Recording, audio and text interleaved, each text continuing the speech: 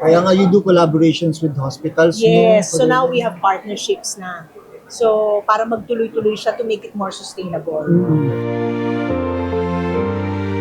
As a continuation of our desire to uplift the morale and welfare of the PNP personnel, today's initiative is a medical mission generously and expertly provided by Cardinal Medical Services and the PNP General Hospital.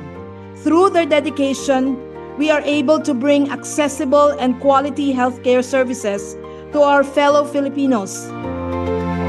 Maraming tulong, malaking tulong, pati mga libreng gamot. Lahat, binigay nila lahat ng mga privileges para sa mga civilian employees ng mga NUP, saka mga mga dependents nila. Maganda ang nila. Maganda yung sponsor ng mga Cardinal, saka coordination ng PNP. Of course, to the Cardinal team, thank you so much for the support. I can't be any happier that you're here with us to do a medical mission. So there may be many things that differ among us, but at our very core, we serve one mission, which is to serve, protect, and uplift the Filipino people. Today is more than just a collaboration. It is a celebration of both unity and love. It's very heartwarming today to see the support of Cardinal Santos Medical Center and the OLC Foundation Incorporated sa ating mga tao regarding sa ating mga health services.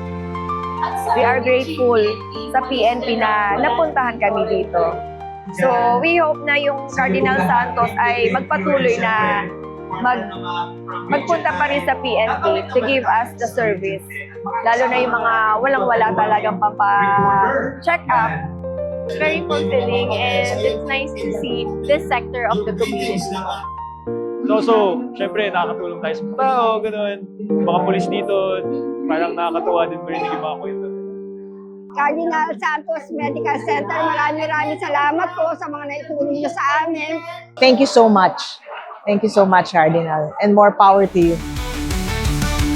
Thank you, Cardinal Santos Medical Center. From your Forever Lab team.